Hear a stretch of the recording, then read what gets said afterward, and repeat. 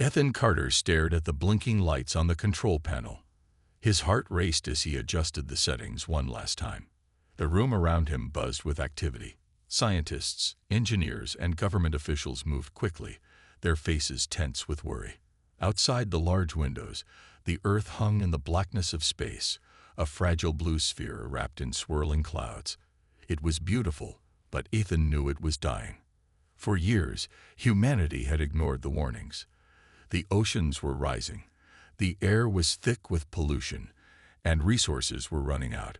Wars over water and food had torn nations apart. Now, Earth was on the edge of collapse. But Ethan had an idea, a desperate plan that might save them all. He called it the Galactic Beacon. It was a massive satellite designed to send a message into the stars, a cry for help to any advanced civilizations that might be listening. Standing beside Ethan was Dr. Laura Bennett. Her dark hair was tied back, and her sharp eyes scanned the data scrolling across the screens. She didn't like this plan. "Ethan," she said quietly, "what if we attract something dangerous? What if they don't want to help?" Ethan turned to her, his face calm but determined. "Laura, we don't have a choice. If we do nothing, we're finished. This is our last chance." Laura sighed. She wanted to argue, but deep down, she knew he was right. Humanity was out of options. Still, the thought of reaching out to unknown aliens scared her. What if they came not as friends, but as conquerors? The United Nations Space Council had debated for weeks before approving the project. Some members thought it was too risky. Others saw it as their only hope. Ryan Mitchell, a military strategist with a no-nonsense attitude, had been vocal against the idea. "We're advertising our weakness," he had said during one heated meeting. "What happens when someone decides to take advantage of that?" But Ethan's calm reasoning had won them over. "If there are others out there," he had argued, "they'll already know how weak we are. At least this way, we show them we're willing to ask for help." Now, the moment had arrived. The Galactic Beacon was ready. Its dish, wider than a football field, glinted under the artificial lights of the orbital station. Everyone gathered in the command center held their breath as Ethan pressed the final button. A low hum filled the room as the beacon powered up. Then, with a burst of energy, the signal shot into space. It carried a simple message. "To any civilizations out there, show us your power so we may learn from you." The room fell silent. No one spoke. They all knew what they had just done. Humanity had reached out into the unknown, hoping for salvation, but also risking destruction. Hours passed. Days turned into weeks. People on Earth watched the news, waiting for any sign of a response. Some prayed. Others prepared for the worst. Governments scrambled to strengthen their defenses, just in case. Ethan tried to stay optimistic, but doubt crept into his mind. What if no one answered? What if they were truly alone in the universe? Laura noticed his unease and placed a reassuring hand on his shoulder. "We did everything we could," she said softly. Then, one evening, something happened. A strange signal appeared on the monitors. It wasn't random noise. It was structured, deliberate. Someone, or something, was responding. Ethan's heart skipped a beat. He looked at Laura, who stared at the screen in disbelief. Humanity's message had been heard. But as excitement spread through the command center, a question lingered in everyone's mind. Who, or what, had answered? The signal was faint at first, almost like a whisper in the vast silence of space. But as the scientists worked tirelessly to decode it, the message became clearer. It wasn't written in words or numbers. It was a series of tones, rhythmic and precise, that seemed to pulse with purpose. Ethan Carter leaned over the console, his eyes wide with awe. "They're here," he murmured, more to himself than anyone else. Laura Bennett stood beside him, her arms crossed tightly over her chest. She didn't share Ethan's excitement. Instead, she felt a knot of dread twisting in her stomach. "What if they're not friendly?" she asked quietly. Ethan glanced at her but didn't answer. He didn't have an answer. Within hours, the world knew. News outlets broadcast the discovery to every corner of the planet. People gathered in streets and squares, staring up at the sky with a mix of hope and fear. Governments scrambled to prepare for the unknown. Ryan Mitchell, the military strategist, paced back and forth in the command center, barking orders to his team. "We need to be ready for anything," he growled. Anything. Then, without warning, they came. A fleet of sleek, silver ships appeared in orbit around Earth. They were unlike anything humanity had ever seen. Smooth, metallic surfaces gleamed in the sunlight, and their shapes were both elegant and alien. The largest ship descended slowly, hovering above the orbital station, where Ethan and Laura worked. Everyone froze, their eyes glued to the monitors showing live footage of the massive vessel. A voice crackled through the speakers. It was calm, measured, and strangely human-sounding, thanks to advanced translation technology. "We are the Valens," it said. "You have called to the stars. We have come to assess your worthiness." Ethan swallowed hard. Worthiness. What did that mean? Before he could ask, a smaller craft detached from the main ship and docked with the station.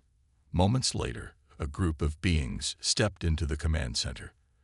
They looked humanoid, with pale skin and sharp features, but their eyes glowed faintly, giving them an otherworldly presence. Their leader introduced himself as Commander Kale. He was tall and imposing, his voice carrying a weight of authority that made everyone instinctively straighten their posture. "Your message has reached us," he said, looking directly at Ethan. "You seek power, knowledge, salvation, but you must prove yourselves worthy." Ethan took a step forward, his hands trembling slightly. "We're not perfect," he admitted, "but we're trying. Isn't that enough?" Kale tilted his head, studying Ethan with those glowing eyes. "Trying is not sufficient," he replied. "The galaxy is vast and dangerous. Weakness cannot be tolerated." Ryan clenched his fists, stepping forward. "And what gives you the right to judge us?" he demanded, his voice sharp with anger. Kale turned to him, unbothered by the outburst. "We are guardians of this region of space. If you are unworthy, we will remove the threat you pose, to us and to others." The room fell silent. The weight of Cal's words hung heavy in the air. Humanity wasn't just being tested, they were being evaluated for survival. Over the next few days, the Valons explained the process. There would be trials, challenges designed to measure humanity's strength, intelligence, and unity. Success would grant them a place among the stars. Failure. No one wanted to think about failure. Ethan and Laura were chosen to represent Earth during these trials, along with Ryan, who insisted on being part of the team despite his distrust of the aliens. As they prepared, tensions ran high. Ethan believed in finding solutions through science and diplomacy, while Ryan pushed for a show of force. Laura tried to mediate between them, reminding everyone that working together was their only chance. When the first trial was announced, a puzzle involving quantum mechanics and energy manipulation, Ethan felt a flicker of hope. This was something humanity could do. But as the stakes grew clearer, so did the risks. One mistake could mean disaster. As the trial began, Ethan focused on the task, blocking out everything else. Beside him, Laura worked quickly, her fingers flying across the keyboard. Ryan stood nearby, watching silently, his jaw tight with frustration. For now, humanity's fate rested in their hands, and the clock was ticking. The first trial was unlike anything Ethan Carter had ever faced. Inside a large, glowing chamber aboard the Valon ship, a complex puzzle awaited them. The walls shimmered with shifting patterns of light and symbols that seemed to pulse with energy.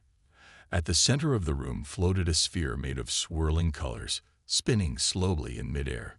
Commander Kale stood nearby, his glowing eyes watching every move. "This is your test," Kale said calmly. "Solve the puzzle or fail." Ethan stepped forward, trying to stay calm. He glanced at Laura Bennett, who was already examining the symbols on the walls. She nodded at him, her expression focused. "It's like a quantum equation," she whispered. We need to align these patterns to stabilize the sphere. Ryan Mitchell crossed his arms and frowned. How do we even know this isn't a trap? He muttered under his breath. But no one paid attention to him. There was no time for doubt. Ethan and Laura worked together, their minds racing as they tried to decipher the alien symbols. Each pattern corresponded to a specific frequency, and matching them required precision. Mistakes caused the sphere to flicker dangerously, sending ripples of energy through the room. Every failure brought tension and fear. This isn't just about solving it, Laura said, her voice tight. It's about working fast. They're testing our ability to think under pressure. Hours passed, though it felt like days. Ethan's hands trembled as he adjusted the controls, sweat dripping down his face. Laura typed furiously on a holographic interface, her fingers moving faster than ever before. Ryan paced behind them, occasionally offering suggestions, though most were ignored. His frustration grew, but he didn't interfere directly. Finally, after what seemed like an eternity, the sphere stopped spinning. The glowing pattern stabilized, forming a perfect circle of light. A low hum filled the room, and the walls dimmed. Commander Kale stepped forward, his expression unreadable. "You have succeeded," he said simply. "But remember, this is only the beginning." Ethan let out a shaky breath, relief washing over him. Laura smiled weakly, leaning against the console for support. Even Ryan looked slightly impressed, though he quickly masked it with his usual scowl. Back on the orbital station, the team gathered to discuss what had happened. Everyone was exhausted, but there was a sense of cautious optimism. "We did it," Ethan said, looking around at the others. "They saw we can solve problems when it matters." Laura nodded, but her smile faded quickly. "Don't get too comfortable," she warned. "If the next trial is anything like this, we'll need more than just brains to survive." Ryan leaned back in his chair, his arms still crossed.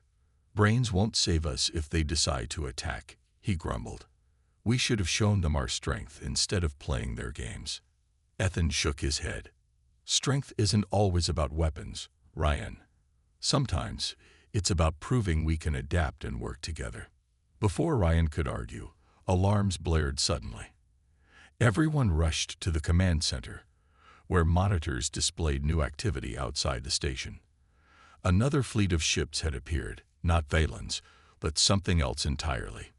These vessels were jagged and dark, their shapes menacing and chaotic. Commander Kale's voice came through the speakers once again. "These are the Zenari," he explained. "They seek to exploit weakness. Be warned, they will not hesitate to destroy you if given the chance." Fear rippled through the room. Humanity had barely survived the first trial, and now another threat loomed. Ethan clenched his fists, determination burning in his chest. "We've come this far," he said firmly. "We can't give up now." As the Zenari ships circled Earth, the weight of the situation pressed down on everyone. The Valons weren't humanity's only judges anymore. Survival depended on proving themselves, not just to allies, but to enemies as well. The second trial was announced just hours after the Zenari fleet appeared in orbit. Commander Kale stood in the command center, his glowing eyes scanning the room. "Unity is strength," he said, his voice calm but firm. "This trial will test whether humanity can stand together or fall apart." Ethan Carter shifted uncomfortably. The pressure was mounting, and the presence of the Zenari ships made everything feel even more dangerous. Laura Bennett glanced at him, her face pale but determined. Ryan Mitchell stood off to the side, arms crossed and jaw tight. He didn't trust the Valens, and he definitely didn't trust this new challenge. Kale explained the rules. Humanity would be divided into small groups and placed in simulated combat scenarios. The goal wasn't to destroy each other, but to work as a team to overcome obstacles. Success would require cooperation, strategy, and trust. Failure meant losing points in the trials, and possibly angering the Valons. The first simulation took place inside a massive virtual arena. Ethan, Laura, and Ryan were assigned to different teams, along with soldiers, engineers, and scientists from around the world. The arena was a chaotic mix of shifting walls, energy barriers, and robotic enemies that attacked without warning. Each group had to navigate the maze and reach a central platform while avoiding traps and enemy fire. At first, things went poorly. Many of the teams acted independently, ignoring the others and focusing only on their own survival. Ethan's group moved quickly but clashed with another team when they reached a narrow bridge. Arguments broke out, and valuable time was wasted. Ryan's team, meanwhile, tried to push through with brute force, taking heavy losses from the robotic enemies. Laura's group struggled too, but she noticed something important. "We're stronger when we work together," she shouted over the chaos. Her team began coordinating with others, sharing resources and covering each other's weaknesses.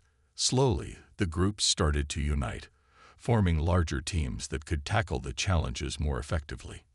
One person stood out during the simulation: Mia Torres, a young engineer from South America. She had a knack for spotting patterns and finding creative solutions. When a wall blocked their path, she used her tools to disable the mechanism holding it in place. When two teams argued over who should go first, she stepped in and suggested a way to split the group evenly. Her calm leadership inspired others to follow her example. As the simulation progressed, the teams grew more cohesive. They shared information, helped wounded members, and worked together to take down the robotic enemies. Even Ryan, who had been skeptical at first, found himself cooperating with others when it became clear that teamwork was the only way forward. Finally, after hours of struggle, the combined teams reached the central platform. The arena faded away, leaving them back in the command center aboard the Valon ship. Commander Kale watched silently, his expression unreadable. "You have shown improvement," he said at last. "But unity does not come easily to your kind. This is a flaw you must address." Ethan felt a mix of pride and frustration. They had succeeded, but the cracks in humanity's ability to work together were obvious. Laura looked exhausted but hopeful, while Ryan muttered under his breath about how the trial was a waste of time. Later that evening, the team gathered to reflect on what had happened. Mia joined them, her quiet confidence earning respect from everyone. "We did okay," she said with a small smile. "But we need to do better. Next time, we can't wait so long to trust each other." Ethan nodded. "She's right. If we're going to survive these trials and deal with the Zenari, we need to be united from the start." Ryan rolled his eyes but didn't argue. For once, he seemed to agree. Outside the station, the Zenari ships continued to circle, watching silently. Their presence was a constant reminder that humanity's struggles weren't just about passing tests. They were about proving they deserved to exist in a galaxy full of threats. The third trial was unlike anything humanity had faced before. Commander Kale stood in the command center, his glowing eyes fixed on Ethan Carter and the others. "This trial will test your willingness to make sacrifices," he said, his voice cold and steady. "Survival often demands difficult choices." Ethan felt a chill run down his spine. Sacrifice. What did that mean? Laura Bennett looked at him, her face pale but determined. Ryan Mitchell clenched his fists, his jaw tight with anger. "What kind of game is this?" He snapped. "You want us to hurt ourselves to prove we're worthy." Kale didn't answer directly. Instead, he gestured to a large screen that lit up with a simulation. It showed Earth divided into sections, each labeled with numbers representing populations. A timer appeared at the top of the screen, counting down from 1 hour. "The scenario is simple," Kale explained. "An asteroid is heading toward Earth. You have the technology to destroy it, but not enough power to save everyone. You must decide which areas to protect and which to abandon." The room fell silent. Ethan stared at the screen, his heart pounding. This wasn't just a test of logic. It was a test of morality. How could they choose who lived and who died? Laura stepped forward, her hands trembling as she studied the data. "We can calculate the energy needed for each section," she said softly. "But There's no way to save everyone. Maya Torres, the young engineer who had stood out in the last trial, nodded. We'll need to focus on areas with the highest populations, she suggested. It's the most efficient way. Ryan shook his head. No, we save the areas with the strongest defenses, places that can fight back if things go wrong. Ethan listened to both sides, his mind racing. He knew they couldn't afford to waste time arguing. We have to think about the future, he said finally. Saving the most people gives us the best chance to rebuild. They worked quickly, making calculations and debating strategies. Every decision felt like a weight pressing down on them. When the timer hit 30 minutes, they made their choice. They would sacrifice smaller, less populated areas to save the larger ones. It was a painful decision, but they believed it was the only way. As the simulation played out, the chosen areas were protected while others were left to face the asteroid's impact. The screen showed flashes of destruction, cities crumbling under the force of the collision. Ethan closed his eyes, unable to watch. Laura wiped tears from her face, her hands shaking. Even Ryan looked uneasy, though he tried to hide it. When the simulation ended, Commander Kale stepped forward. You have completed the trial, he said. But remember, survival comes at a cost. Back on the orbital station, the team gathered to process what had happened. No one spoke for a long time. Finally, Mia broke the silence. We did what we had to do, she said quietly. But it doesn't feel right. Ethan nodded. It's not supposed to feel right. That's why it's called a sacrifice. Laura looked at him, her eyes filled with sadness. Do you think we passed? She asked. Or was this another test we barely scraped through? Before Ethan could answer, alarms blared through the station. Everyone rushed to the command center, where monitors displayed new activity.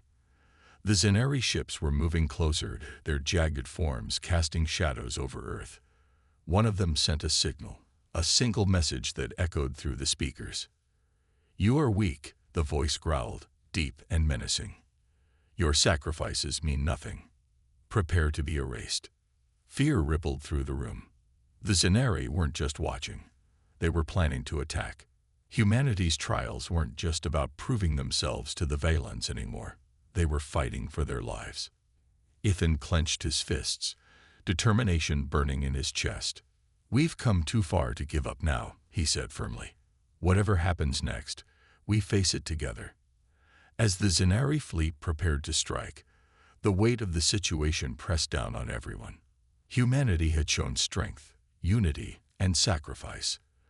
But would it be enough to survive the galaxy's deadliest threats? The Zenari fleet moved closer, their ships casting long shadows over Earth. The orbital station trembled slightly as energy pulses from the alien vessels disrupted its systems. Ethan Carter stood in the command center, his hands gripping the edge of a console. He could feel the fear in the room, but he forced himself to stay calm. We can't panic, he said firmly.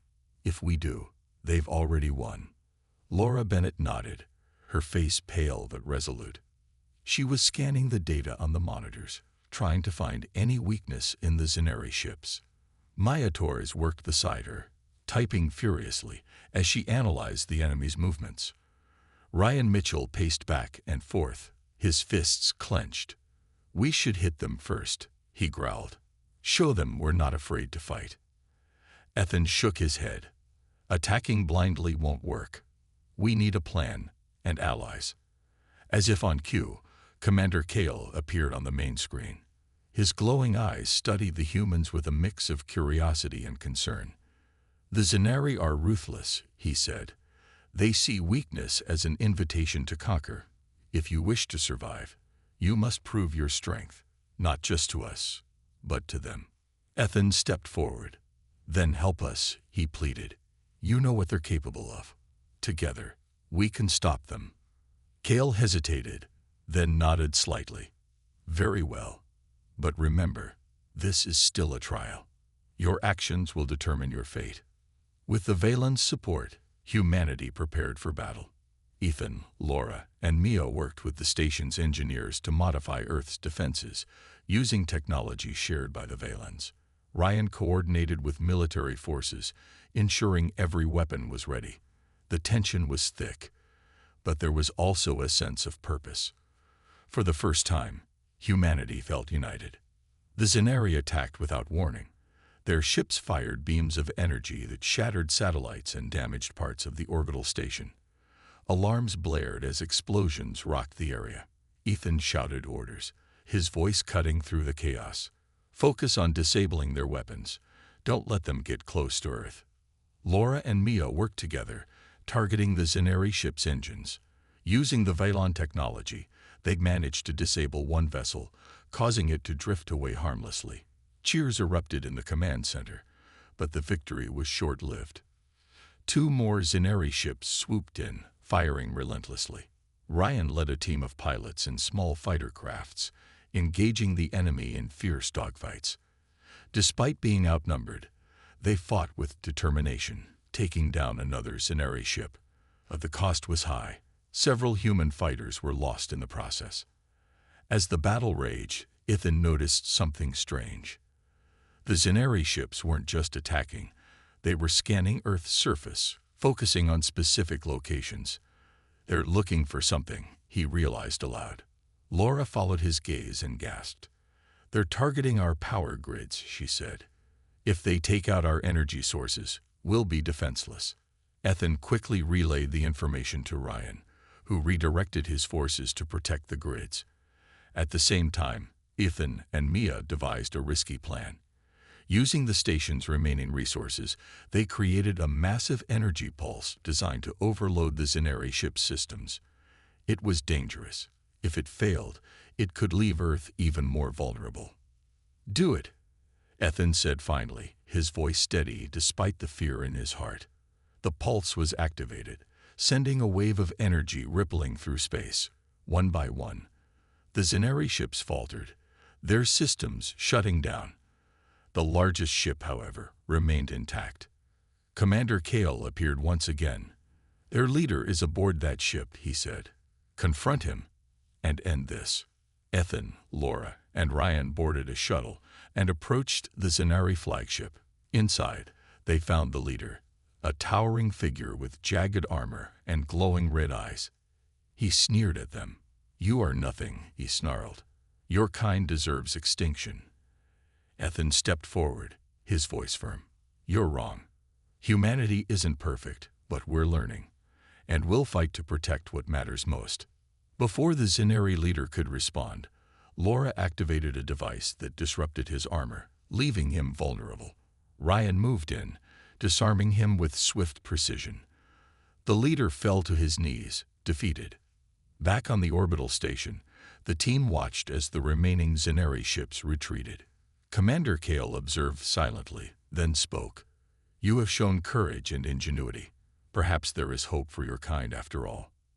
As the danger passed, Ethan looked at his teammates. They were battered and exhausted, but alive.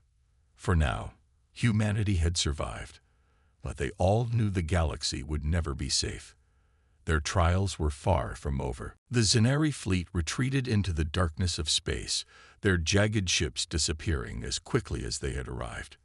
The orbital station was quiet now, but the silence felt heavy. Ethan Carter stood by the window, staring at Earth below.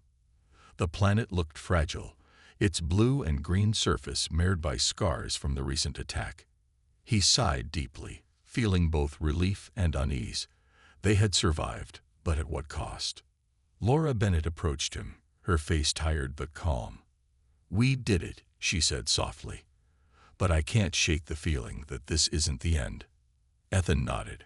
It's never the end, is it? There's always another threat, another challenge. Ryan Mitchell joined them, his usual scowl replaced with a look of quiet reflection. For once, I agree with you, he admitted. But we proved something today. We showed them, and ourselves, that we can stand together when it matters. Commander Kale appeared on the main screen once again. His glowing eyes scanned the room, and for the first time, there was a hint of respect in his expression. You have passed the final trial, he announced. "Your actions have demonstrated strength, unity, and resilience. Humanity has earned its place among the stars." A wave of relief washed over the room.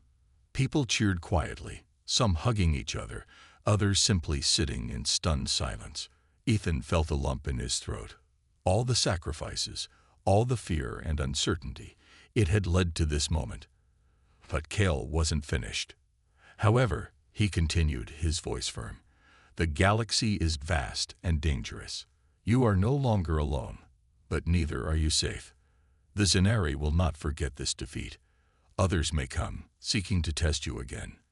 Mia Torres stepped forward, her voice steady despite her exhaustion. "What happens now?" she asked. "Do we just wait for the next attack?" Cale shook his head slightly. "No. You must continue to grow stronger. Learn from us, from your mistakes, and from the challenges ahead. The Valons will remain nearby, watching over Earth, for now." Ethan felt a mix of gratitude and frustration. Humanity had been given a second chance, but it came with strings attached. Still, he knew they couldn't afford to complain. This was more than they'd hoped for just weeks ago. As the Valon ships prepared to leave, Ethan addressed the team one last time. "This isn't the end of our journey," he said. "It's the beginning. We've shown the galaxy that we're capable of change, of working together. But we need to keep proving it, to ourselves, and to everyone else." Laura smiled faintly. "One step at a time," she said. "We'll figure it out." Ryan crossed his arms, his expression hardening. "And if anyone else comes looking for trouble, we'll be ready." The days that followed were filled with rebuilding and reflection. Earth's defenses were strengthened using Valon technology, and humanity began to take its first cautious steps toward becoming part of the galactic community. Scientists like Laura and Mia worked tirelessly to understand alien knowledge, while military leaders like Ryan prepared for future threats. Ethan often found himself gazing at the stars, thinking about everything that had happened. Humanity had faced its darkest hour and emerged stronger, not because they were perfect, but because they had refused to give up. They had shown the galaxy their power, not through brute force, but through determination and hope. One evening, as Ethan stood on the observation deck of the orbital station, Commander Cale's voice echoed in his mind. Weakness cannot be tolerated. Ethan realized that the true lesson of the trials wasn't about proving strength to others. It was about proving it to themselves. The galaxy was vast and full of unknown dangers, but humanity was no longer afraid. They had taken their first step onto the cosmic stage, ready to learn, to adapt, and to survive. Whatever came next, they would face it together.